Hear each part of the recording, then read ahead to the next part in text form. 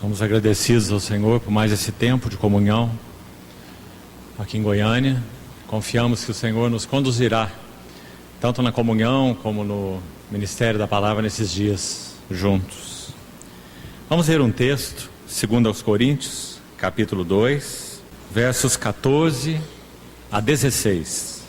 Graças, porém, a Deus, que em Cristo sempre nos conduz em triunfo e por meio de nós manifesta em todo lugar a fragrância do seu conhecimento, porque nós somos para com Deus o bom perfume de Cristo, tanto nos que são salvos como nos que se perdem. Para com estes, cheiro de morte para a morte, para com aqueles, aroma de vida para a vida. Quem, porém, é suficiente para estas coisas? Vamos buscar o Senhor juntos, uma vez mais, em oração. Querido Pai Celestial, somos gratos porque podemos nos reunir como igreja em nome de Teu Filho, o Senhor Jesus. Obrigado porque consideramos um santo privilégio para nós. Olhamos para Ti, Senhor. Pela fé, erguemos nossos olhos a Ti com confiança, para que o Senhor nos supra com tudo o que carecemos para esse tempo de comunhão na Tua palavra. Sê misericordioso conosco. Supera as nossas debilidades espirituais, intelectuais, físicas, e atinge o nosso coração com a Tua palavra. Dependemos de Ti e por isso esperamos em Ti. Te pedimos em nome do Senhor Jesus. Amém. Irmãos, nosso tema para esses 3 dias de comunhão em torno da palavra do Senhor será ministério. Vamos buscar ajuda do Senhor e seu suporte para compreender o que ministério significa. Estaremos direta ou indiretamente tocando em aspectos de profunda importância nesse assunto ministério. Ministério ao Senhor, ministério à sua casa, ministério no corpo, qual a natureza do ministério e os seus resultados. Então, direta ou indiretamente, nós estaremos abordando todos esses aspectos. Por que esse assunto é tão relevante na palavra de Deus?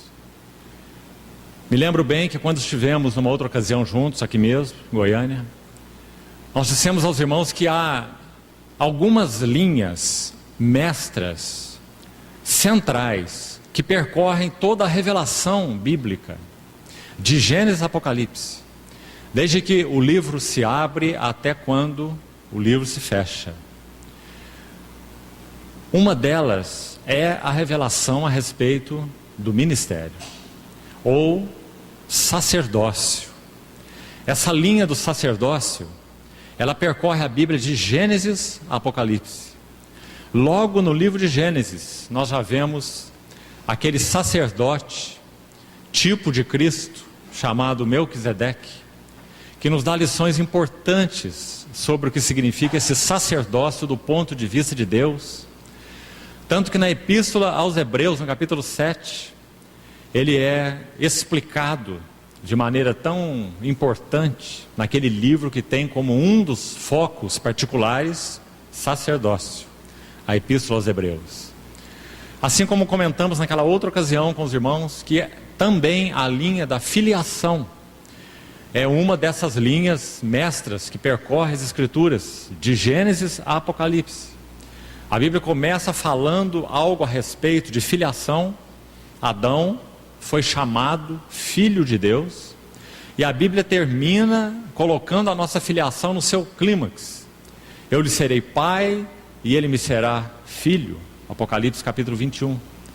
Então é um grande tema na Bíblia o assunto da filiação. Podemos dizer que todo o propósito pelo qual Deus se revelou em Cristo e nos chamou nele, é para nos revelar essa verdade central do seu coração, chamada filiação. O Senhor Jesus é o eterno Filho, e nós fomos chamados para ser filhos conformes a imagem do seu Filho.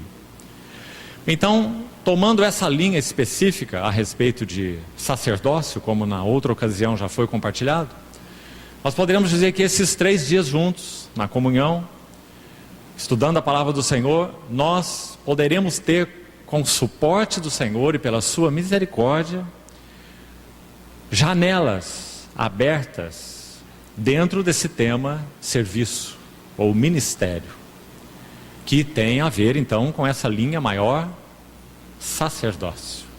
O sacerdócio existe para serviço. Os irmãos que têm boa memória vão se lembrar que quando estivemos aqui juntos, compartilhando esse tema de sacerdócio e filiação, nós citamos um texto em João capítulo 20, o verso 17, um importante versículo. Quando o Senhor Jesus se apresenta a Maria Madalena, que o amava, o Senhor havia expelido dela 7 demônios. Aquela mulher, naturalmente falando, era uma mulher tão simples, podemos dizer tão obtusa, intelectualmente falando. Mas, queridos irmãos, como ela amava o Senhor e quanto ela conheceu desse Senhor que ela amava. Foi a ela e a nenhuma outra pessoa que o Senhor Jesus trouxe essas 2 grandes revelações em germen, em semente. Acho que você conhece bem o texto. Quando ela dialoga com aquela pessoa que ela pensa que é o jardineiro, no jardim do túmulo, e quando o Senhor a chama pelo nome, então ela reconhece o Senhor e se lança aos seus pés. E ele diz assim a ela: mulher, não me detenhas, porque eu ainda não subi para o meu Pai, mas vai ter com os meus irmãos. A primeira vez que o Senhor Jesus chama os seus discípulos de irmãos, está aí. Até então ele não poderia usar essa palavra, porque ele não havia completado a obra necessária para que nós pudéssemos partilhar com ele da sua natureza, da sua vida. Mas agora sim, ressuscitado, ele diz: vai ter com meus irmãos e dize-lhes. E a mensagem que o Senhor a encarregou de dizer é essa: subo para o meu Pai e o vosso Pai, para o meu Deus e o vosso Deus. Aí estão as 2 linhas. A linha da filiação, aquele que o Senhor Jesus pode dizer é o meu Pai, de uma maneira tão única, singular.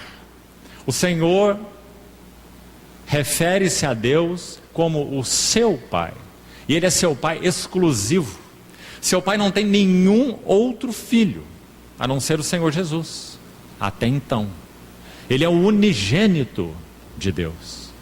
Mas agora Ele tem uma mensagem, através dessa porta-voz bendita, abençoada, Maria Madalena: vai ter com meus irmãos e dize-lhes: subo para meu Pai e o vosso Pai. Que bênção essa expressão, vosso Pai. E ele continua: para o meu Deus e para o vosso Deus. E essa é a linha do sacerdócio. Quando você estuda a Epístola aos Efésios, você vai ver que diversas vezes ali Deus é referido como sendo o Deus e Pai. Não é tão comum Paulo apresentá-lo assim, embora ele o faça na introdução de outras epístolas, mas ele enfatiza essa descrição só aos Efésios, diversas vezes. Podemos dizer que o Deus revelado na Epístola aos Efésios é o Deus e Pai do nosso Senhor Jesus Cristo. Aliás, ele já escreve assim logo no versículo 3 do capítulo 1 de Efésios: bendito o Deus e Pai do nosso Senhor Jesus Cristo. Não é nosso objeto estudar esse assunto. Nós vamos focar o texto que acabamos de ler. Mas preste atenção aqui por um momento. Filiação e sacerdócio são 2 linhas centrais para termos um bom entendimento das Escrituras, do que Deus busca no seu Filho para com os seus filhos. Sacerdócio é a linha complementar da filiação. Quando Efésios diz que Deus é o Deus e Pai do nosso Senhor Jesus Cristo, Sabe o que Paulo quer dizer com isso? Paulo quer dizer que Jesus Cristo tem duas relações com Deus. Jesus Cristo tem dois relacionamentos com Deus. Primeiro, Ele é o Filho amado diante do Pai. Segundo, Ele é o homem perfeito diante de Deus. Quando nós estudamos os 4 evangelhos com clareza, amados irmãos, essas duas verdades brilham como pedras preciosas. Jesus Cristo é o Filho amado diante do Pai. Mas graças a Deus, Jesus Cristo também é o homem perfeito diante de Deus. Por isso a linha da filiação, porque Ele serve a Deus como filho. E por isso a linha do sacerdote, do sacerdócio. Porque Ele é o sacerdote que é filho. Você quer ver algo mais sobre isso, para que você fique totalmente claro? Numa das abordagens pelas quais podemos estudar a rica epístola aos Hebreus, nós podemos, dentro dessa abordagem, destacar o capítulo 5 de Hebreus, os versos 5 e 6, como sendo centrais para o entendimento da epístola, dentro de uma das suas abordagens, os seus ângulos de estudo, já que é uma epístola muito rica e pode ser estudada por mais de um ângulo. Se nós estudarmos a epístola por um dos seus ângulos, este ângulo da filiação e do sacerdócio, sabe o que você vai ler em Hebreus 5, versículos 5 e 6? Tu és meu filho, eu hoje te gerei. Que linha é essa? Linha da filiação. Mas logo em seguida, tu és sacerdote para sempre, segundo a ordem de Melquisedeque. Que linha é essa? Sacerdócio. O que Hebreus tem para nos dizer? Hebreus tem para nos dizer que Deus tem um filho sacerdote assentado à sua destra, perenemente. E quando nós nos achegamos a Ele, nós nos achegamos a um sacerdote plenamente capaz, porque conhece tudo a respeito da natureza humana, porque Ele é homem perfeito diante de Deus, constituído por Deus sacerdote para sempre, segundo a ordem de Melquisedeque. Mas também nós temos uma segunda confiança. No mesmo trono, além do grande sumo sacerdote que penetrou os céus, nós temos o Filho de Deus. Isso no capítulo 4 também é o que está escrito no verso 14. Tendo, pois, a Jesus, o Filho de Deus, como grande sumo sacerdote que penetrou os céus. Então perceba, irmão, a importância dessas duas linhas. Eu quero ousar afirmar para os irmãos o seguinte: se no seu estudo da palavra de Deus você não tem compreendido essa relação da filiação e sacerdócio, você não tem entendido sua mensagem central. Um servo de Deus do passado disse assim, Theolstin Sparks: filiação é a revelação mais central de toda a Escritura. Filiação. Porque em primeiro lugar, veja como de novo o livro de Hebreus começa: havendo Deus outrora falado muitas vezes, de muitas maneiras aos pais, pelos, plural, profetas, plural. Nesses últimos dias nos falou em um filho. Por isso a revelação do filho é tão essencial nas Escrituras, e a revelação da filiação, porque o filho é central nas Escrituras, porque o filho é herdeiro de todas as coisas, porque o filho é aquele que se apresentou lá na chamada eternidade passada para pôr nos ombros o conselho eterno da vontade de Deus, se apresentando antes da fundação do mundo. O filho se apresentou para ser cordeiro. Antes da fundação do mundo, o Filho se apresentou para ser sacerdote. Por isso, Apocalipse 13 vai dizer que o Cordeiro foi imolado desde a fundação do mundo. E Pedro vai dizer na sua epístola, no capítulo 1, que esse sangue precioso foi conhecido com efeito antes da fundação do mundo. Então, irmãos, que coisa mais preciosa é a palavra de Deus. Como o Senhor pode tomar autores tão distintos, vivendo em períodos tão distintos? Imagina o que há de semelhante entre um Abraão e um Saulo, e um apóstolo Paulo, ou um Pedro, ou um João. Nada. E o Senhor usar todas essas vidas, de Gênesis a Apocalipse, falando através delas, através de um mesmo Espírito, e não só falando, mas trabalhando em todas essas vidas, por um mesmo Espírito, pelo seu Espírito. Pedro vai nos dizer que o Espírito de Cristo estava nos profetas, que profetizaram no Velho Testamento. E lá ele não diz o Espírito de Deus, de Jeová, o Espírito eterno, não. Ele diz o Espírito de Cristo, que neles estava. Não é maravilhoso? Tudo que Deus falou, tudo que Deus fez, em todo o Velho Testamento, apontava para Cristo, porque Deus só tem interesse em Cristo. Então, queridos irmãos, quando abordamos, e aqui vamos iniciar propriamente esse assunto, ministério, nós temos que ter esse pano de fundo em vista. Nós estamos tratando de uma das linhas mais centrais da revelação bíblica. Serão sacerdotes de Deus e reinarão com Ele os 1000 anos. O que nós estamos fazendo aqui nesse período preparatório, chamado Era da Graça, é um treinamento de serviço. O livro santo vai terminar assim, Apocalipse 22, dizendo: os seus servos o servirão. E de novo, a linha do sacerdócio. E como que eles servirão? Eles servirão porque contemplarão a sua face. E nas suas frontes estará escrito o nome dele. Isso significa um serviço em plena identificação com aquele o qual servimos. Nas suas frontes, o nome dele. Seus servos o servirão. Então, amados, estudar esse assunto, ministério, realmente é uma tarefa importante. E nós só podemos contar com a bênção e a misericórdia do Senhor. Porque nós teremos 3 dias de comunhão. E esse é um imenso assunto. Mas nós confiamos que para esse tempo, para nós reunidos aqui, para essa assembleia, para os irmãos que estão aqui, então o Senhor tem algo a nos ajudar num assunto tão grande como esse assunto do ministério ou do sacerdócio. E creio que esse ponto onde iniciamos aqui, vamos nos voltar para o texto que lemos, 2 Coríntios capítulo 2, é um ponto excelente nós iniciarmos. Dos versos 14 a 16 do capítulo 2 de 2 Coríntios, embora seja um texto bastante conhecido, nós vamos estudá-lo com cuidado, com o suporte do Senhor.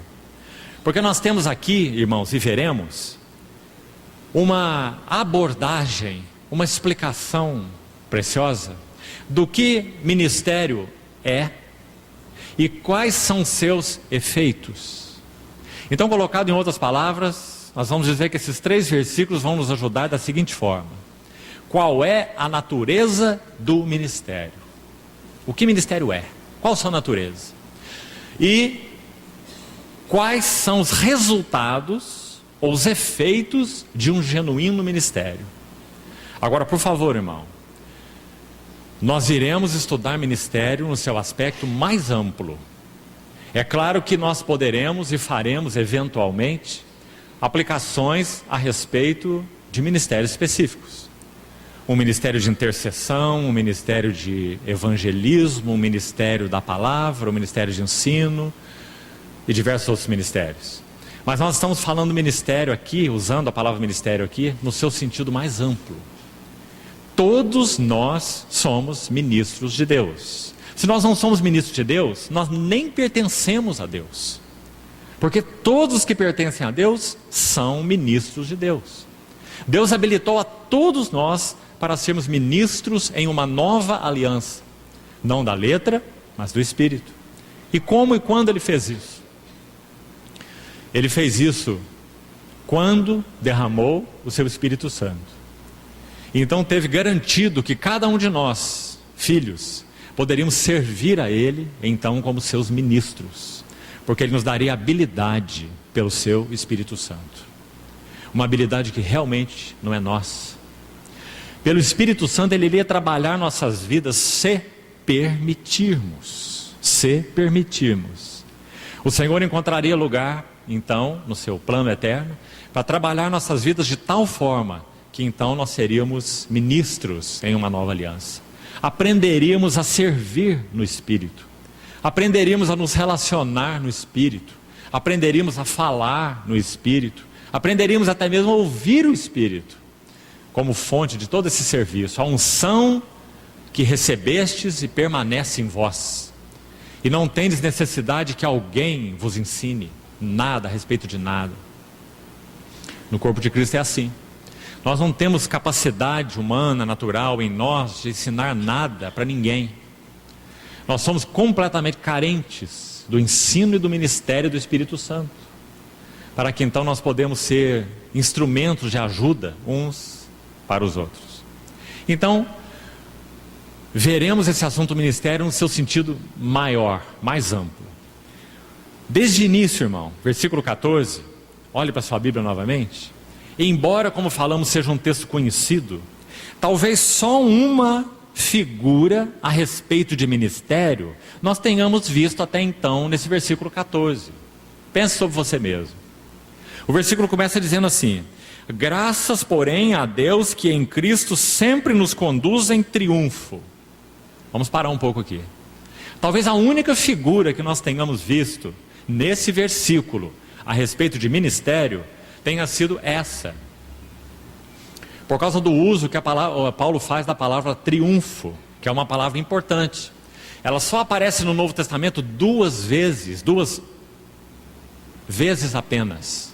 Uma delas está aqui diante de nós, já vamos explicar essa palavra, e a outra está num outro texto muito conhecido, Colossenses 2,15, quando é dito que o Senhor Jesus, baseado na obra que ele fez na cruz do Calvário e a consumou, ele despojou principados e potestades, e publicamente, porque foi lá mesmo, no Monte Gólgota, naquela cruz exposta, publicamente ele os expôs, os principados e potestades, ele os expôs ao desprezo. E então Paulo vai usar a palavra triunfando, a mesma palavra que nós lemos aqui. Triunfando deles, ou sobre eles, é a ideia lá, na cruz. Então são somente essas duas menções para a palavra triunfo.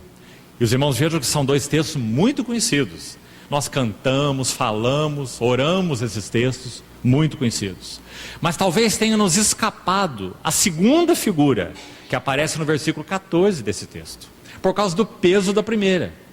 A primeira ofusca a segunda. Mas não é conveniente que seja assim, porque no verso seguinte, no verso 15, e como complemento o verso 16, Paulo enfatiza, é a segunda figura, não é a primeira. E sabe qual é a segunda figura? Vamos colocar de modo bem didático, para que fique claro. Primeira figura, Paulo se vê no séquito dos triunfos de Cristo. Paulo se vê então como um prisioneiro de Cristo Jesus. Essa é a primeira figura. Então ele vai dizer graças a Deus, porque em Cristo ele sempre nos conduz em cortejo triunfal.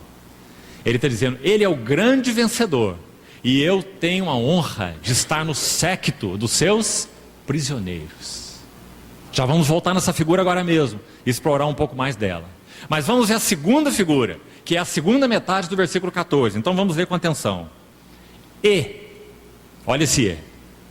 Então ele vai abordar uma segunda figura paralela, complementar. E por meio de nós, manifesta em todo lugar a fragrância do seu conhecimento. E como falamos, o verso 15 ainda vai enfatizar a mesma figura, a segunda, não a primeira. Porque nós somos para com Deus o bom perfume de Cristo. No verso 14 ele falou sobre a fragrância. E aqui ele fala sobre o perfume, exatamente a mesma coisa. Então nós somos para com Deus o bom perfume de Cristo, tanto nos que são salvos, como nos que se perdem. Também precisamos entender muito bem o que significa isso. Porque estou quase certo que muitos de nós não compreendem o que significa isso. E é uma declaração muito importante. O que significa ser perfume de Cristo nos que são salvos e perfume de Cristo nos que se perdem. O que significa cheiro de morte para a morte, que nós somos, ou deveríamos ser. E o que significa aroma de vida para a vida. Então tudo o que Paulo fala aí tem a ver com a segunda figura, não com a primeira. Então vejam que a segunda é mais importante que a primeira, embora na maioria das vezes tenhamos ênfase na primeira. Mas não vamos passar desapercebidos pela primeira, vamos falar um pouco sobre ela, ela é profundamente importante. Irmãos, A única maneira de nós ministrarmos ao Senhor, a única maneira para que Ele possua sacerdotes na sua casa, de maneira prática falando, é claro. E em Cristo Ele já nos fez sacerdotes. Todos nós já temos o Espírito Santo. Mas nós estamos falando do nosso funcionar. Estamos falando da vida, do serviço da igreja. A única maneira real de termos essa vida e serviço da igreja é se formos prisioneiros de Cristo Jesus. Sabe uma das coisas mais centrais que provoca maior dano na vida, no viver e nos relacionamentos da igreja? É que cada um de nós não se vê como um prisioneiro de Cristo Jesus. E quando nós não somos prisioneiros de Cristo Jesus, sabe de quem nós somos prisioneiros? De nós mesmos. Estritamente falando, nós só temos dois senhores possíveis. Um é o eu, o outro é Cristo. Não vivo eu, mas Cristo vive em mim. Quando Paulo escreve a sua epístola aos Efésios, ele inicia o capítulo 3 e ele inicia o capítulo 4, se os irmãos já perceberam, da mesma maneira. Paulo, o prisioneiro de Cristo Jesus. E depois ele inicia o capítulo 4, rogo-vos, pois eu, Paulo, o prisioneiro no Senhor. Que lindas essas duas expressões, irmão. Até onde, queridos irmãos e irmãs, nós temos compreendido o significado de sermos prisioneiros do Senhor? Não porque a Bíblia diz, mas porque vivemos essa realidade prática em nossas vidas. O último conflito a ser vencido para que nós sejamos prisioneiros de Cristo Jesus é o conflito da vontade. Enquanto nossa vontade não chegar a uma rendição completa aos pés do Senhor, nós não somos prisioneiros de Cristo Jesus. Nós viveremos a vida cristã em espasmos. Sabe como é viver em espasmos? Sabe aquelas pessoas que não sabem nadar, aprenderam a nadar no rio? Aquele nado que muitos chamam de nado cachorrinho. Você já ouviu falar desse nado? É um nado especial, não tem na Olimpíada. Só tem aí para alguns. Então essas pessoas pulam no rio e vão nadar dessa maneira que aprenderam. E elas nadam em espasmos. Elas não sabem nadar aquele nado constante. Elas nadam como um cachorrinho. Elas dão um golpe na água, com a mão e com o pé, e o corpo anda um pouco. Então elas dão outro golpe, e o corpo anda mais um pouco. E mais outro golpe, igual um cachorrinho nadando. Parece que alguns de nós vivem a vida cristã assim, de golpe em golpe, de impulso em impulso. E nós vamos vivendo vidas espasmódicas. Enquanto nós estamos no auge do impulso, nós estamos tão bem. Os irmãos são tão maravilhosos. O Senhor tem falado tanto aos nossos corações. Mas, porque não aprendemos o que significa ser prisioneiro de Cristo, então os espasmos vão passando. E por muitos motivos. O primeiro deles é que nós somos tão cativos de nós mesmos. Cativos de nossos sentimentos. Cativos de nossas simpatias e antipatias, gostos e desgostos. E vivemos nesse nível. Então nós não conseguimos avançar em um viver e um serviço realmente espiritual. Nosso serviço é carnal, embora habitados pelo Espírito Santo. Eu não vos pude falar como espirituais, Paulo falou para os coríntios, mas como a carnais, como a crianças em Cristo. Então por isso leite vos dei a beber. Não vos dei alimento sólido, porque não podia suportar. Ele iria matar os coríntios se chegasse lá a carta para os Efésios. Os irmãos já pensaram nisso? Os irmãos de Corinto abrindo a carta errada, abrindo a carta dos Efésios, eles iam ter um infarto. Porque o que Paulo colocou naquela carta era para os Efésios, não era para os coríntios. Muita revelação, muito peso, muita densidade, uma espada aguda, profunda. Então, assim somos nós, vivendo de espasmo em espasmo, porque não compreendemos o significado de ser prisioneiro de Cristo. Mas então o que é ser prisioneiro de Cristo? Irmão, entre o capítulo 3 e 4 de Efésios, quando já falamos, Paulo começa com a mesma frase, prisioneiro de Cristo. O que ele descreve no capítulo 4, ele tentou fazer no capítulo 3. Ele fez o que poderíamos chamar de uma digressão.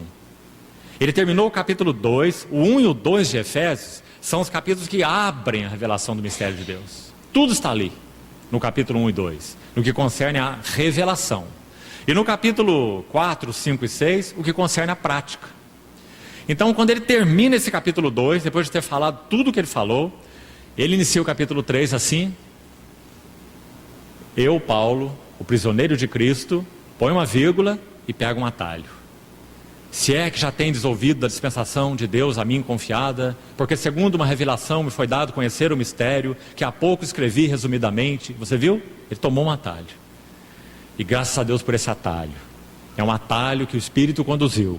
Porque ali ele tem algo mais para falar ainda sobre esse mistério de Deus, sobre o significado da igreja, que pela igreja a multiforme sabedoria de Deus se torne conhecida de principados e potestades, segundo um eterno propósito que ele estabeleceu em Cristo. Então ele vai fazer esse longo atalho aí, por todo o capítulo 3. Ele termina esse atalho orando. Lembra-se? Efésios 3,14. Por esta causa me ponho de joelhos diante do Pai. Então no capítulo 4 ele volta onde ele tinha começado.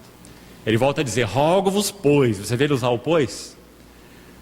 Eu, Paulo, o prisioneiro de Cristo. E agora ele vai entrar no que ele queria falar: que andeis de modo digno da vocação a que foste chamados, com toda humildade. Olha onde ele entrou agora: nos nossos relacionamentos, na vida, no viver, no serviço da igreja. Então ele diz: com toda humildade e mansidão, com longanimidade, suportando-vos uns aos outros em amor, esforçando-vos por preservar a unidade do Espírito no vínculo da paz. E por aí ele segue. Em outras palavras, sabe o que Paulo está dizendo aí pelo Espírito Santo? Não teremos nunca a vida da igreja se nós não formos prisioneiros de Cristo Jesus. Compreendeu, irmão? Com clareza isso? Rogo-vos, pois eu, o prisioneiro de Cristo Jesus, que andeis. Ele está dizendo: aquele que não é prisioneiro, aquele que não compreendeu o que significa ser prisioneiro, não pode andar nessas pisadas. Por quê? Olhe primeiro o par que ele coloca, logo de início: com toda humildade e mansidão. Sabe o que o Senhor Jesus disse? Vinde a mim, todos vós estáis cansados e oprimidos, eu vos aliviarei. Tomai sobre vós o meu jugo, aprendam de mim, porque eu sou. Ele é o que nós não somos. Eu sou manso e humilde de coração, e achareis descanso para as vossas almas, porque meu jugo. Então ele está falando dessa mesma figura que estamos usando aqui: prisioneiro. Meu jugo, jugo de discipulado, onde nós voluntariamente colocamos a nossa cabeça, voluntária e alegremente, para sermos os prisioneiros de Cristo Jesus, os cativos do séquito dos seus triunfos, triunfo que ele obteve ali, naquela cruz do Calvário. Então nós colocamos o nosso pescoço ali, voluntariamente, alegremente, com um senso de privilégio tão grande, porque ele nos colocou dentro do séquito. Quando aquele cortejo triunfal era feito por esse general vencedor, lá estavam aquela fila de cativos, e havia pessoas ali de todo tipo, começando pelos mais nobres. Eles iam na frente. As figuras representativas daquele povo que foi conquistado eram os primeiros que iam à frente, para mostrar a grande vitória daquele vencedor. Então Paulo está dizendo que nesse triunfo ele estava. E nesse triunfo ele era não apenas o prisioneiro, mas ele também era o incensário, ou vaso de incenso, e o próprio incenso. E aí vamos chegar daqui a pouco nessa figura. Então, a primeira figura, prisioneiro de Cristo Jesus, ele sempre nos conduz em triunfo. O que significa isso? Amados, significa que cada um de nós precisa chegar na sua experiência pessoal a um reconhecimento sério aos pés do Senhor, do que ele vai dizer uma folha à frente do versículo que você tem aberto aí diante de você, de 2 Coríntios 2. Você quer ver? 2 Coríntios 5. Veja o que Paulo diz nesse capítulo. 2 Coríntios 5. Olha o verso 14. Com atenção. Pois o amor de Cristo,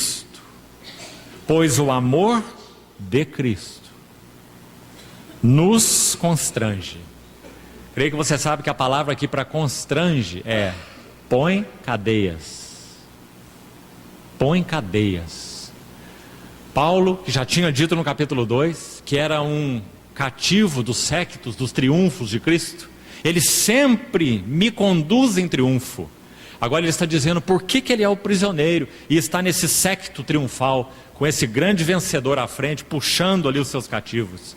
Ele está dizendo, o amor de Cristo me pôs amarras. Ele está dizendo, eu não tenho opção. Querido irmão, discipulado a Cristo, estritamente falando, não é opcional. Ou nós somos discípulos de Cristo, ou nós nem conhecemos a Cristo. Nós não temos a opção de ter Jesus como nosso Salvador e não tê-lo como nosso Senhor. A Bíblia nunca nos deu essa opção. Sabe por que nós temos chegado a essa conclusão em termos da cristandade? E não é só a moderna não, já é de muitos anos. Sabe por quê? Porque nós temos uma compreensão medíocre da pessoa e da obra do nosso Senhor Jesus. Ele não apenas morreu por nós, para que nós não precisássemos morrer. Ele vive em nós, para que nós não precisemos viver. E é isso que esse versículo tem a nos dizer. Paulo está dizendo, o amor de Cristo me colocou cadeias, ou me constrange. Ser constrangido aqui é estar preso. O amor de Cristo me constrange, julgando nós isto. Isso o quê? Ouça bem. Um morreu por todos. Logo, todos morreram. Aí, de acordo com a nossa compreensão mais superficial do Evangelho, atualmente, nós diríamos assim, ele morreu por todos, logo todos morreram para serem justificados, para ter uma nova vida, para serem livres da ira vindoura, para estarem livres da condenação eterna. Graças a Deus, tudo isso é verdade. Mas Paulo não está enfatizando nada disso nesse texto. Ele está dizendo que ele morreu, ou seja, está dizendo qual foi o propósito da morte de Cristo aqui. Não perdoar pecados, não nos livrar da ira, não nos levar para o céu. Aqui não. Ele morreu por todos para que os que vivem não vivam mais para si mesmos, mas para aquele que por eles morreu e ressuscitou. Não é um versículo precioso? Esse versículo está dizendo que a morte do Senhor Jesus na cruz do Calvário é uma morte para nos livrar do eu, nos livrar de viver para nós mesmos. Irmão, Gálatas capítulo 6, verso 14, Paulo coloca mais ou menos a mesma ideia de uma maneira diferente. Ele diz assim, estou crucificado com Cristo, longe de mim gloriar-me, senão na cruz do nosso Senhor Jesus Cristo, pelo qual o mundo está crucificado para mim, esse é um lado, e depois o que ele diz na sequência do verso, e eu para o mundo. Gálatas 6,14, que verso precioso. A mesma ideia que nós vemos aqui em Coríntios 2, colocado de uma outra maneira. Paulo está dizendo que quando ele olhava para o mundo, o que ele via? Um mundo crucificado. Mas olha o outro lado. Paulo está dizendo que quando o mundo olhava para ele, o que o mundo via? Um Paulo crucificado. Irmãos, como carecemos dos dois lados dessa verdade maravilhosa, não apenas um só. Nós precisamos olhar para o mundo e ver um mundo crucificado. Sabe o que isso significa? Não ameis o mundo, nem as coisas que no mundo há. Se alguém amar o mundo, o amor do Pai não está nele. Aquele lindo livro de Ruth, que livro? Ruth e Boaz, Cristo e a Igreja. Sabe o que diz no capítulo 2 daquele livro? Quando Boaz encontra Ruth no seu campo, quando aqueles servos deixaram aqueles molhos da cega para trás, para que ela pudesse colher, conforme a lei mandava. E Ruth respigou no campo de Boaz todo um dia, desde a manhã até a tarde, trabalhando muito. Então Boaz chega e tem o primeiro encontro com Ruth. Sabe o que ele diz a ela? Não vás colher a outro campo. Sabe o que isso significa? Não ameis o mundo. Ruth, sem saber, colhia no campo de Boaz, figura das insondáveis riquezas de Cristo. Ele disse a ela, filha minha, não vás colher a outro campo. Graças ao Senhor. Os prisioneiros de Cristo Jesus têm o mundo crucificado para eles. Vivemos no mundo, mas não somos do mundo. Vivemos no mundo, mas nossos prazeres não estão nele. Irmãos, essa é a primeira grande necessidade para que experimentemos o que significa ser prisioneiro de Cristo Jesus. Agora Paulo coloca um outro aspecto também. Ele diz que quando o mundo olhava para ele, o mundo via um Paulo crucificado. Porque ele diz, eu estou crucificado para o mundo. E aí, irmãos, conseguimos, com essa expressão, entender um pouquinho do que Paulo quis dizer para Timóteo. Paulo já velho, experimentado no Senhor, tendo experimentado o trabalho de Cristo na vida dele de uma forma tão profunda, tão intensa, um homem maduro em Deus. Timóteo, um jovem, também amava o Senhor, dedicado ao Senhor, amava a palavra do Senhor, amava a igreja, esse Timóteo. Mas Paulo teve que dizer para ele ainda assim, não te envergonhes do testemunho do nosso Senhor, nem do seu encarcerado que sou eu. Sabe o que Paulo quis dizer para Timóteo? Timóteo, esteja claro na tua mente, que quando o mundo olhar para você, ele vai ver, e precisa ver, um Timóteo crucificado. Você conhece um pouco da história de Agostinho? Agostinho de Hipona, do século IV? Ele era um homem devasso, até que o Senhor o alcançou, vivendo uma vida profundamente devassa, se envolvendo inclusive em uma vida de fornicação em todos os níveis.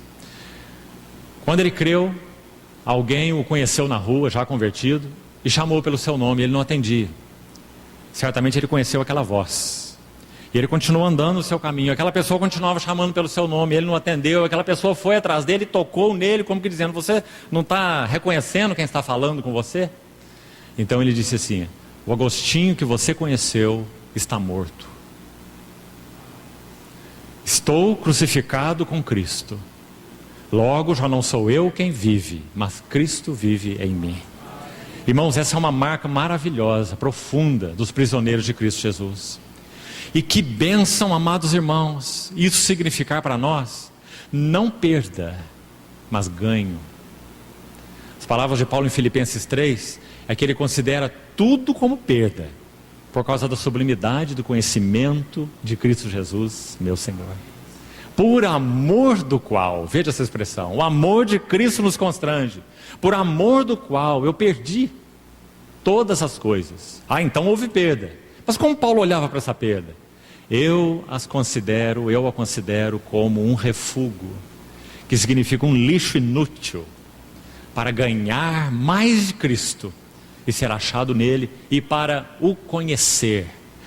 Expressão importante no capítulo 3 de Filipenses, porque ela também é chave no texto que nós estamos lendo em 2 Coríntios 2.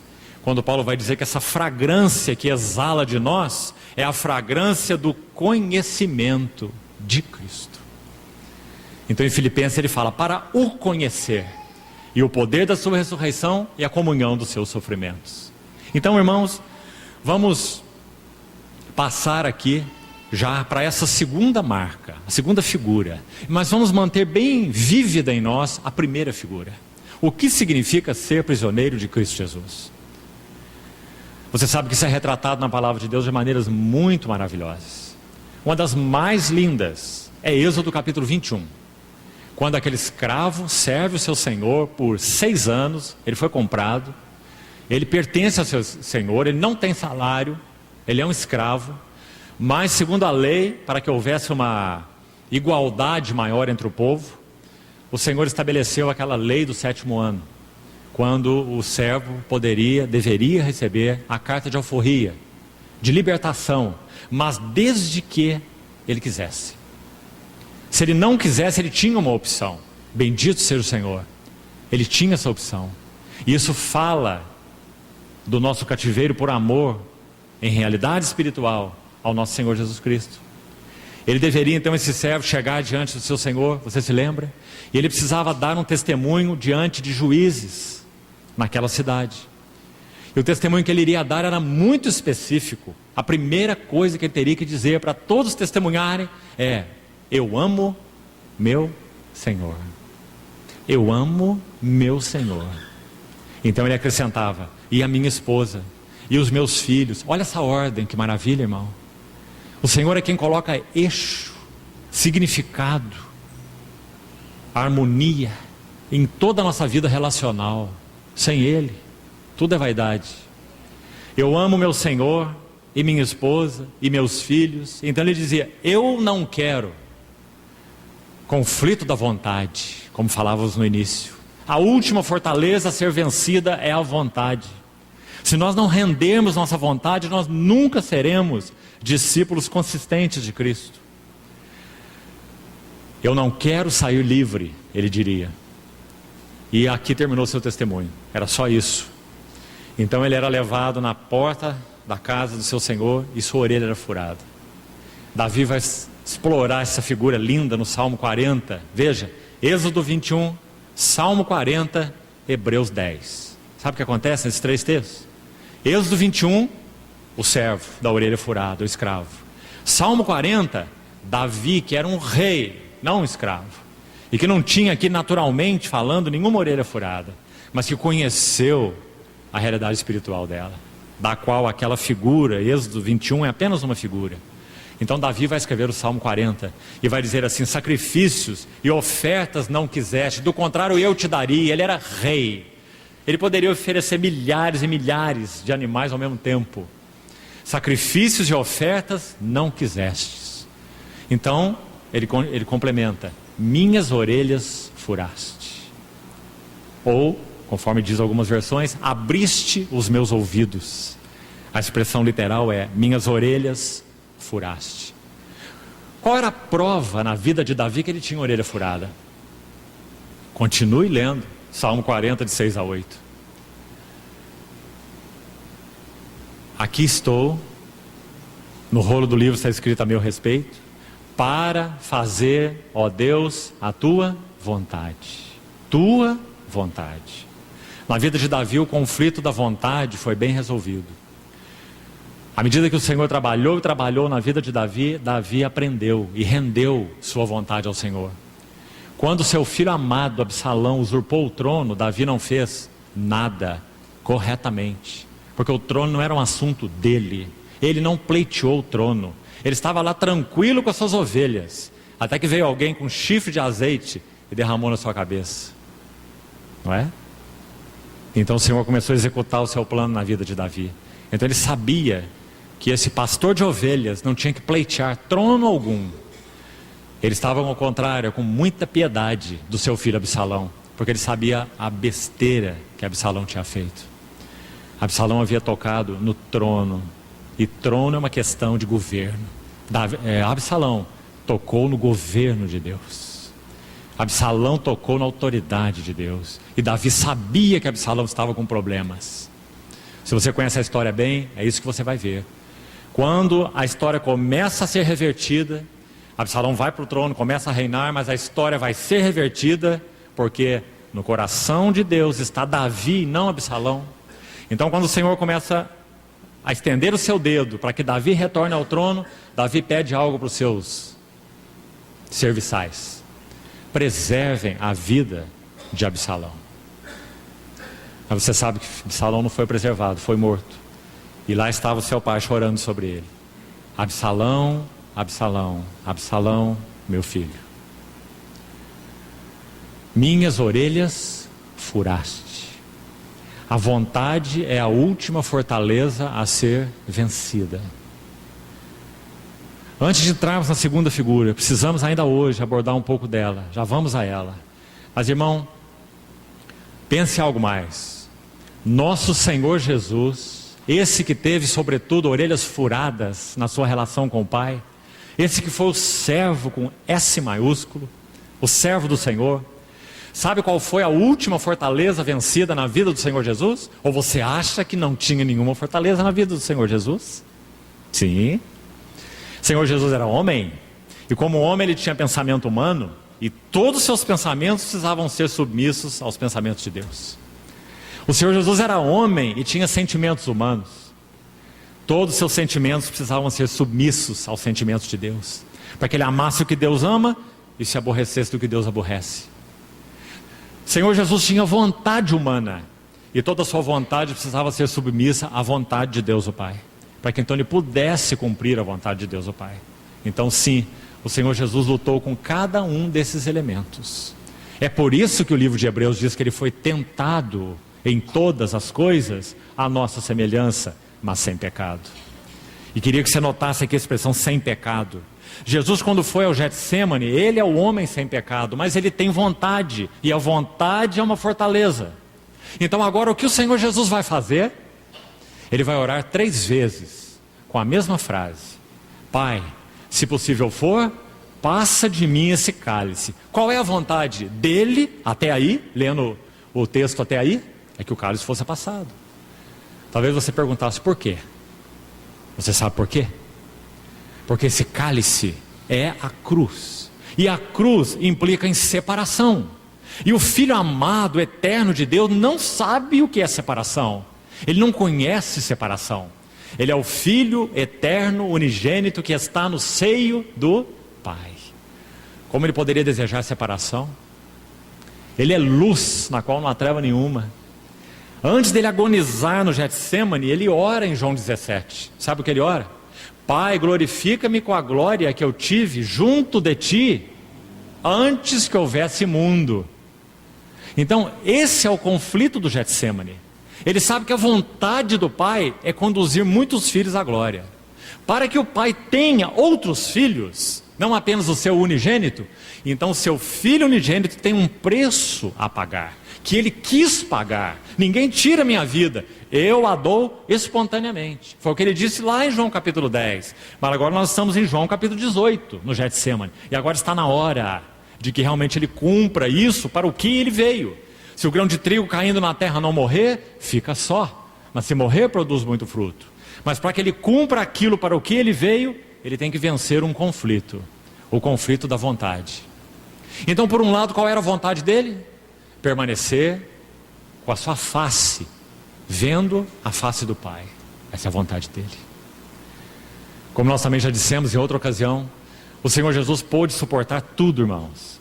Ele pôde suportar a perda dos seus discípulos, que começaram a questionar, afinal de contas, para que ele veio, quando ele deixou de multiplicar pães, quando ele começou a manifestar no semblante, a partir do monte da transfiguração, foi ali a primeira vez, quando ele começou a manifestar de uma maneira clara, que ele ia para Jerusalém, falou da cruz para os seus discípulos, começa ali nos 6 últimos meses da vida dele.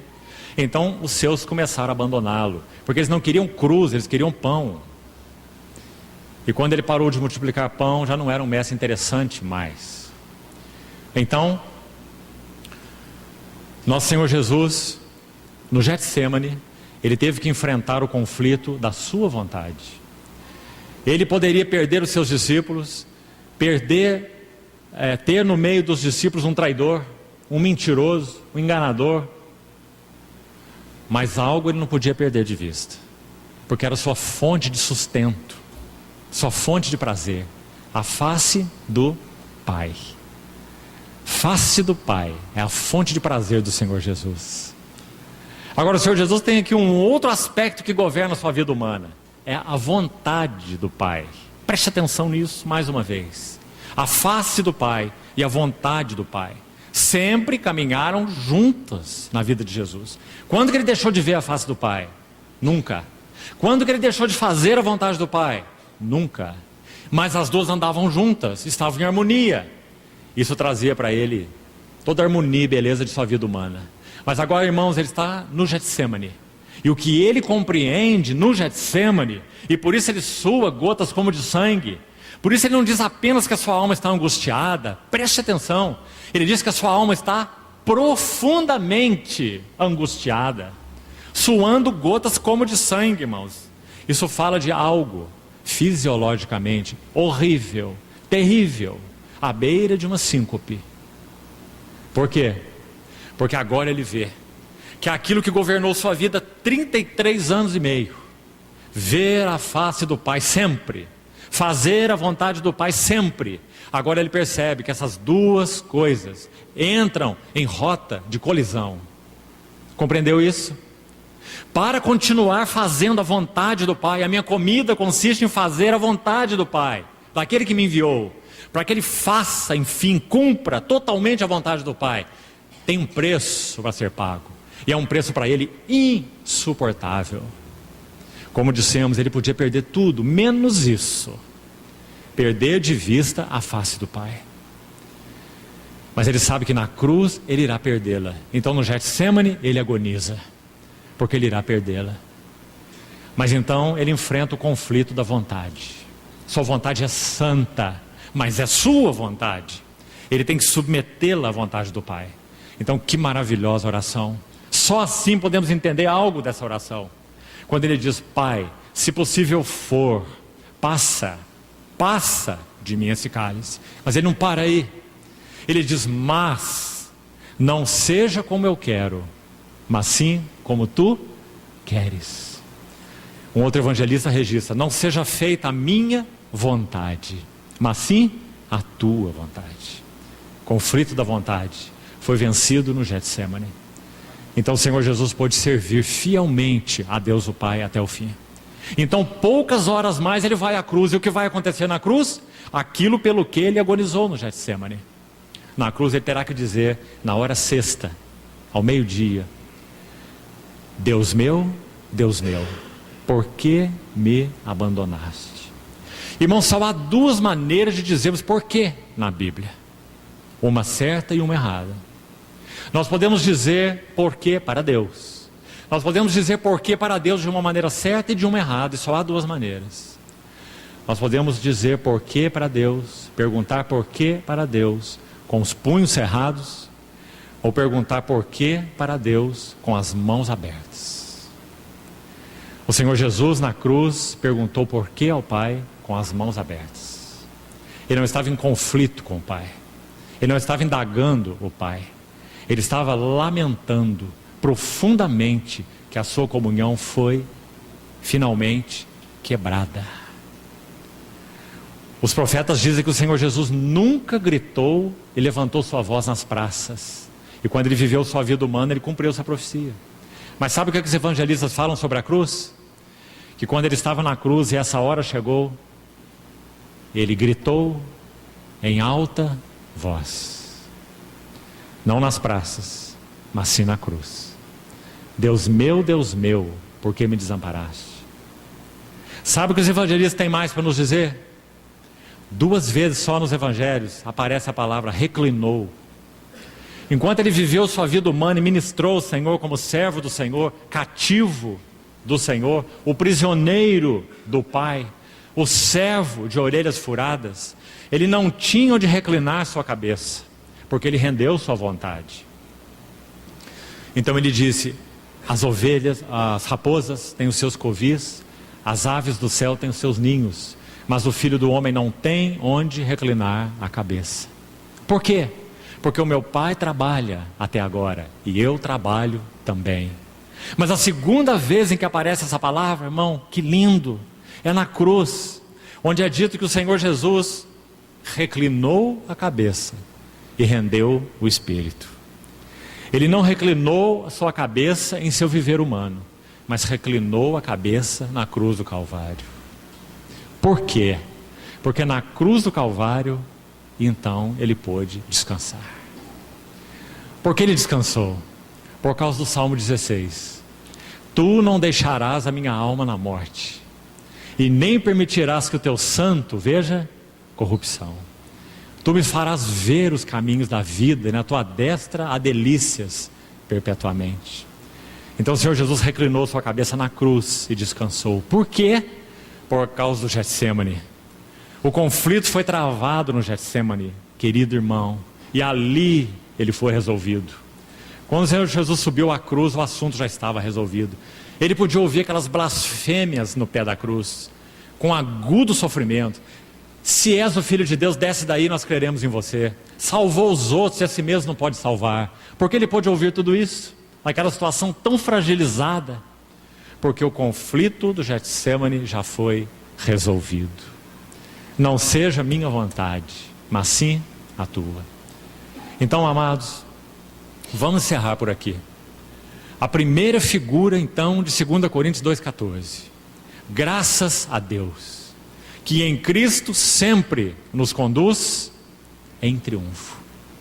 Vamos nos lembrar, isso significa que fomos chamados e fomos colocados como prisioneiros no séquito do seu amor. Agora precisamos viver isso de maneira prática. Como nós veremos isso de maneira prática? Primeira necessidade: o conflito de nossa vontade precisa ser resolvido.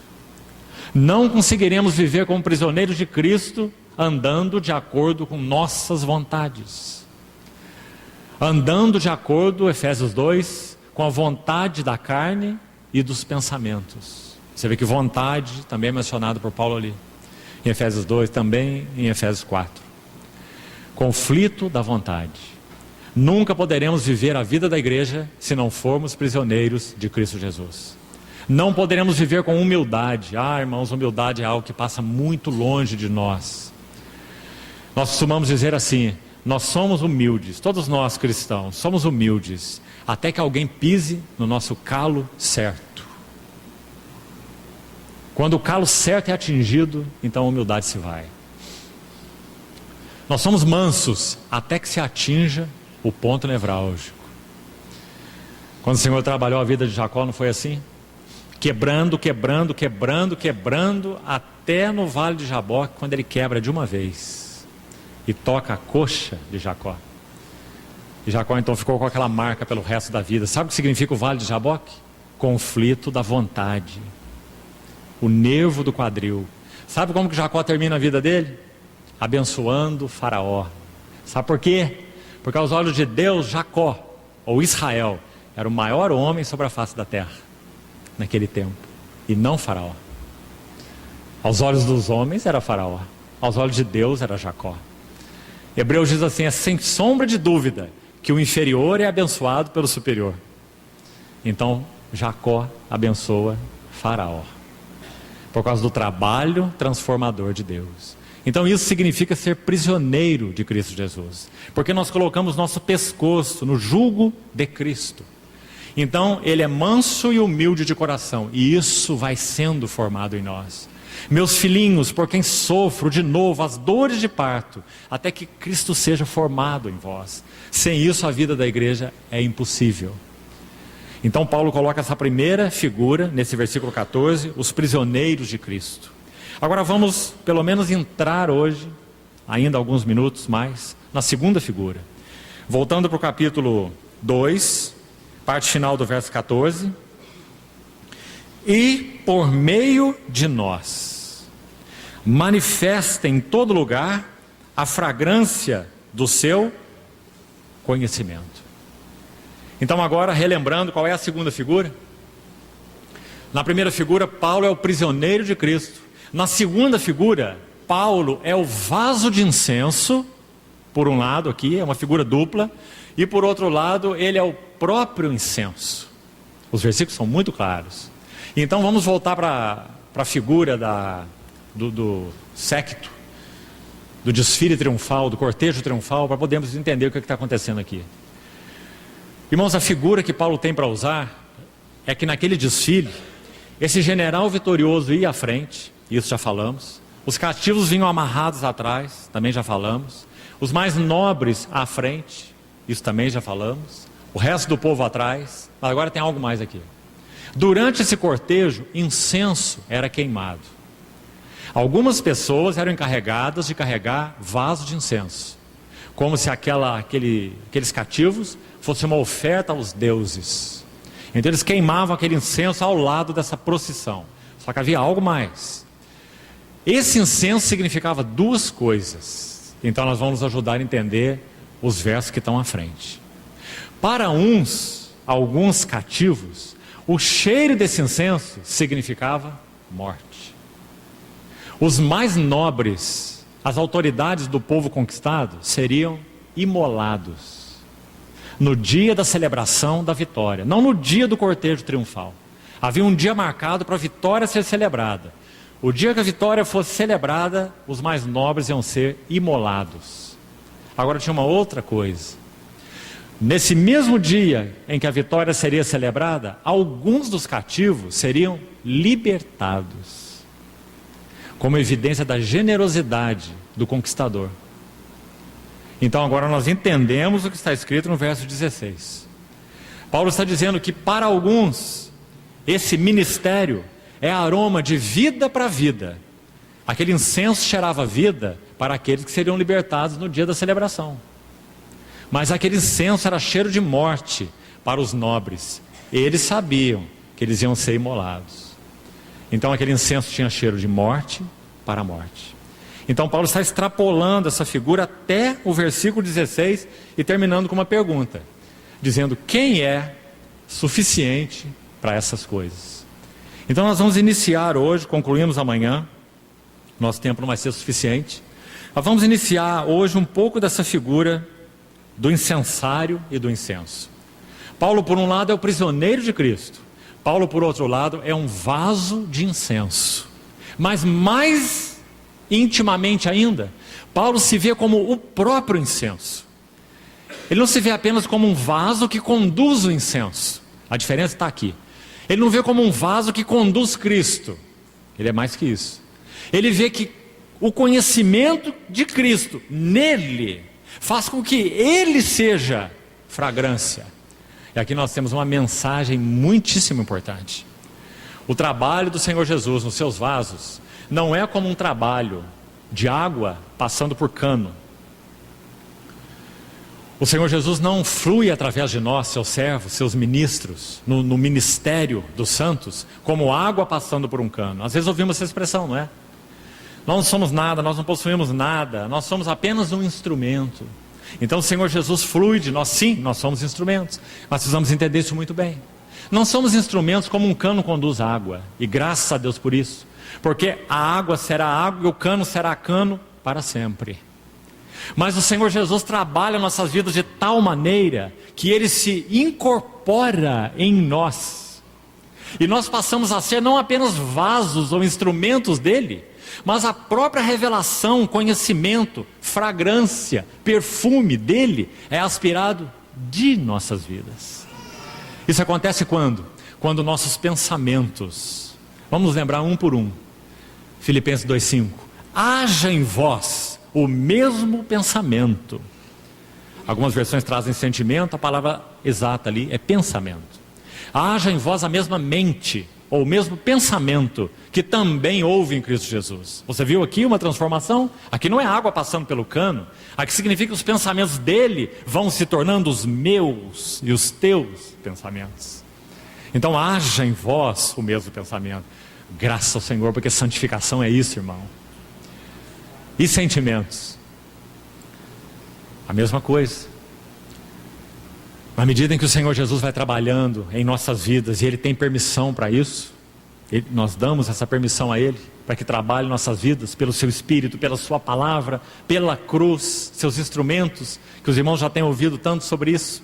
Na medida que Ele trabalha nossas vidas, nossos sentimentos vão se tornando sentimentos de Cristo. Nós vamos odiando o que Ele odeia. Nós vamos amando o que Ele ama. Nós vamos nos aborrecendo do que aborrece a Ele. Nós vamos nos irando com aquilo que o ira. O mandamento de Efésios é positivo, dizendo assim: irai-vos. Você já percebeu? Não é uma concessão. Alguns entendem assim quando leem aquele versículo, como se Paulo tivesse assim: olha, vocês podem até ficar nervosos, podem até se irar, mas toma cuidado, não pequem. Nada disso que o versículo está dizendo. É uma ordenança positiva, dizendo: irai-vos. Irai-vos contra o quê? Contra tudo aquilo que ofende o nosso Senhor. Nosso Senhor Jesus se irou quando Ele fez o seu chicote de cordas, entrou no templo, virou as mesas e expulsou os cambistas.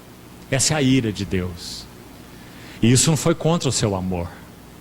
Sua ira zelosa não confronta o seu amor. Ele é tão amoroso quanto zeloso. Então Paulo diz: irai-vos. Mas como essa ira santa está em vasos ainda não plenamente transformados, então Efésios vai nos dizer: e não pequeis. Guarde para que essa sua ira seja uma ira santa, uma ira segundo Deus. Não deixa que essa ira se contamine, que ela comece como algo santo e termine em algo carnal. Comece como algo santo e tenha tentáculos carnais. Então, sentimentos. Sentimentos de Cristo se tornando nossos sentimentos. E graças a Deus, vontade, a mesma coisa. Romanos 12, por exemplo, vai dizer assim, que na medida em que somos transformados, de novo a palavra aí, transformados pela renovação da nossa mente, nós poderemos experimentar qual seja a boa, agradável e perfeita vontade de Deus. E lá diz para que experimenteis. Então algo tem que ser feito dentro de nós, para que se torne experiência. Não é um conhecimento intelectual da vontade de Deus, é experimentar a vontade de Deus. Pedro também fala sobre ela. Uma palavra interessante, bonita, irmão, quando ele diz assim, 1 Pedro capítulo 2, quando ele fala sobre tomar, beber o genuíno leite espiritual, para que por ele vos seja dado crescimento para a salvação. Aí ele diz assim, se é que já tendes a experiência de que o Senhor é bondoso. A palavra que Pedro usou ali é a palavra para degustar. Pedro está dizendo, vocês têm degustado? Vocês têm provado que o Senhor é bondoso? Ou Deus é bom é apenas um versículo da Bíblia para nós? Deus é bom. Mas e quando nós temos filhos doentes? Deus é bom, mas e quando nós perdemos o emprego? Deus é bom, mas e quando enfrentamos tribulação, dificuldades na vida da igreja? Se é que já tendes degustado que o Senhor é bondoso. Então, irmãos, quando Paulo se compara não apenas ao vaso de incenso, mas ao próprio incenso, então nós temos uma figura linda. Ele está dizendo que dele esse perfume de Cristo exala, porque ele é não apenas o vaso, mas é o próprio incenso. Onde está escrito isso nesse versículo? Volte por favor nele. Diz assim, verso 14, parte final: por meio de nós manifesta em todo lugar a fragrância do seu conhecimento. A ideia aqui é, o conhecimento de Cristo que nós temos é a única fragrância possível a se exalar de nós. Tudo mais que exalar de nós não tem relação com Cristo. Pode ser uma bondade natural, uma piedade natural, capacidades naturais. Se elas forem boas, amém, tem seu lugar, tem seu valor, não é? Mas não é Cristo. Paulo está dizendo que a única fragrância que tem sentido, que tem valor para Deus, é o conhecimento de Cristo que nós temos. Irmão, o conhecimento de Cristo é a pedra de toque de Deus. Deus não leva nada mais em conta, senão o quanto de conhecimento de Cristo nós temos. Agora, cuidado com a palavra conhecimento. Nós que vivemos a era pós-iluminista, que achamos que conhecimento é essa coisa que se aloja nesse órgão chamado mente. Mas não é isso que a Bíblia chama de conhecimento. O que a Bíblia chama de conhecimento é aquela realidade que se aloja em um órgão chamado coração, que envolve a mente, mas não se limita à mente. E graças a Deus por isso. Então Paulo está dizendo que esse conhecimento de Cristo, a realidade espiritual que temos de Cristo, a experiência que nós temos de Cristo, o quanto de Cristo nós temos em nós, essa é a fragrância. Nada mais é fragrância. Então ele manifesta por meio de nós a fragrância, que é o seu conhecimento. Compreendeu o versículo? Então fica a pergunta para nós: quanto de conhecimento real nós temos de Cristo? E a pergunta não é: quanto nós conhecemos de doutrina da Bíblia? Quanto nós conhecemos de escatologia? Aliás, me permita falar uma coisa rápida sobre isso. Sabe qual tem sido uma das tragédias da igreja? O conhecimento de Cristo que nós estamos citando aqui, ele foi transformado em cristologia. A verdade sublime que envolve afeição, amor, anseio do nosso coração, chamado a segunda vinda do nosso amado Senhor, foi transformado, sabe no quê? Escatologia. Isso, irmãos, é prova de nossa miséria espiritual. Podemos ser mestres de escatologia, ou achar que somos, mas não temos um coração de afeto ao Senhor Jesus. Estamos muito mais preocupados com a vinda do Senhor do que com o Senhor que vem. Você compreende a diferença entre uma coisa e outra? Quando nós estamos muito mais preocupados com a vinda dele do que com aquele que vem, então nós vamos fustigar o Apocalipse e encontrar de tudo lá. E estamos tão inquietos, tão ansiosos, de olho em Israel. Todo dia pela manhã, a primeira mensagem que nós abrimos ali é o termômetro de Israel. Vamos ver o que está acontecendo em Israel. Como se Israel fosse o termômetro do mundo, o termômetro do horário de Deus. O termômetro do horário de Deus é a igreja. E é o que Cristo está fazendo na igreja. A igreja é o seu povo celestial. Israel é o seu povo terreno. Quando nós transformamos a nossa relação com o Senhor Jesus no que concerne a sua segunda vinda, a escatologia, nós estamos perdidos, irmãos. Tudo na palavra é árido, enfadonho para nós e inútil, porque não desperta afeições para o noivo que vem. Sabe como Paulo se refere à vinda do Senhor Jesus? Se alguém não ama ao Senhor Jesus, seja anátema, maranata. Percebeu? Vem, Senhor, maranata. Mas o que ele disse antes? Se alguém não ama ao Senhor, seja reprovado. Ele está dizendo que os únicos que realmente podem dizer maranata de uma maneira aprovada para Deus são os que amam o Senhor Jesus. Mais do que amam a sua própria vinda, amam a Ele mesmo. Amam sua vinda porque é Ele que vem. E mesma coisa a cristologia. Irmãos, existem manuais de cristologia. Não que eles não sejam úteis. Sim, eles são úteis. Mas, irmãos, os manuais de cristologia em si mesmo, sim, eles podem nos afastar de Cristo. Porque eles vão tentar nos mostrar um Cristo técnico. A cristologia, os aspectos da pessoa e da obra de Cristo. Temos que ser tão cuidadosos. O que Paulo está falando aqui no versículo 2 é o conhecimento de Cristo, não é cristologia. E então, vamos concluir por aqui hoje. Ele diz assim no verso 15: porque nós somos para Deus o bom perfume de Cristo, tanto nos que são salvos como nos que se perdem. Já vimos por quê. Então ele explica no verso 16: para com estes cheiro de morte para a morte, para com aqueles aroma de vida para a vida. Paulo fala isso por causa da figura que já explicamos. Alguns iriam morrer, outros iriam viver nesse dia da celebração. O que significa cheiro de morte para a morte? Quando o Senhor liberta o seu povo do Egito, a partir de Êxodo 3, quando ele chama Moisés, se você ler o capítulo 7 de Êxodo, 7 e 8 de Êxodo, para você consultar depois, logo no início do capítulo 7, o Senhor fala assim para Moisés: eu endurecerei o coração de Faraó. Talvez isso te ajude a entender essa expressão aqui, preste atenção. Eu endurecerei o coração de Faraó. Sabe o que alguns dizem quando leem esse versículo? Simplesmente, apressadamente, eles dizem assim: então Faraó só pode manifestar um coração endurecido, porque o Senhor disse que endureceria o coração de Faraó. Mas se você for cuidadoso na Bíblia, você vai ver como o Senhor mantém essas linhas da soberania, da vontade dele e a responsabilidade do homem sempre equilibradas e sempre juntas. Deus vai julgar o homem baseado na responsabilidade do homem. Se a palavra de Deus dissesse: Deus endureceria o coração de Faraó, e esse fosse o motivo do endurecimento do coração de Faraó, então Deus não tem uma base para julgar o coração de Faraó, porque foi Deus que endureceu o coração de Faraó.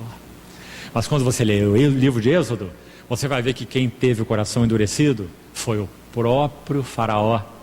Você vai ler 4 vezes, irmão. Faça a sua conferência aí em casa, 7 e 8 de Êxodo. Depois que o Senhor fez essa declaração para Moisés: eu endurecerei o coração de Faraó, você vai ler 4 vezes: e Faraó endureceu o seu coração. E você vai ler de novo: e o coração de Faraó continuou endurecido. E vai ler isso mais 2 vezes ainda, 4 vezes. E depois na frente, sabe o que você vai ler? O Senhor dizia assim para Moisés: e eu endurecerei o coração de Faraó como lhe havia dito. Que interessante. Depois de Faraó oferecer essas 4 resistências ao Senhor, depois do Senhor ter enviado aquelas pragas e Faraó endureceu o seu coração, então o Senhor falou para Moisés, como que em outras palavras: Moisés, eu vou endurecer o coração dele. E aí ele vai até o fim, até a 10ª praga, até a morte dos primogênitos, porque eu endurecerei seu coração como juízo dele ter endurecido o seu próprio coração. Que coisa interessante, irmão, porque é assim que Deus age na sua relação com o homem. Ele não usa a sua vontade soberana de modo perverso, porque Deus não é perverso. Deus não endurece o coração de ninguém, a não ser que esse alguém endureça o seu coração para com ele. Isso é verdade tanto para o ímpio, quanto é verdade para o crente. Cheiro de morte para a morte. Faraó vai nos explicar nesse texto que citamos o que significa cheiro de morte para a morte. Na medida em que o conhecimento de Cristo é real em nossas vidas, nós podemos esperar, por um lado, esse primeiro resultado. As pessoas que tocam aqueles que têm um conhecimento vívido e fragrante de Cristo nunca permanecem como estão. Ou são mais endurecidos, morte para a morte, ou são edificados, instruídos, vida para a vida. Perfume duplo, louvado seja o Senhor por isso. Morte para a morte, vida para a vida. Paulo usou sim palavras diferentes. Ele usou uma palavra para cheiro e outra palavra para aroma. Assim como no nosso português são diferentes. Cheiro de morte para a morte, mas aroma de vida para a vida.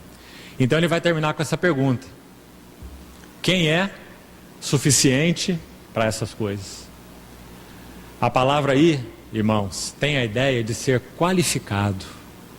Que pergunta essa, nessa altura do texto, não é?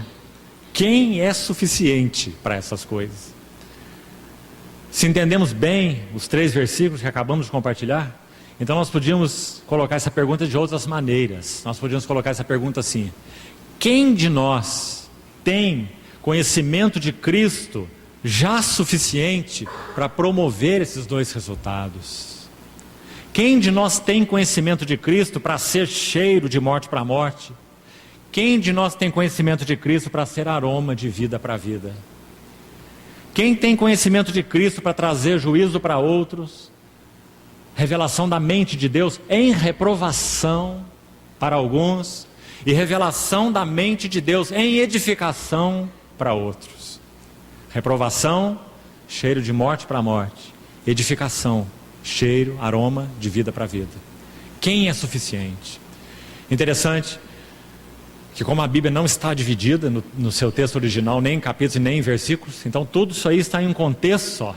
Então, se você continuar lendo o capítulo 2 e vai entrar pelo capítulo 3, você vai ver a mesma palavra ali, tem a mesma raiz, é a mesma palavra na língua original, apenas ela está colocada em uma outra forma.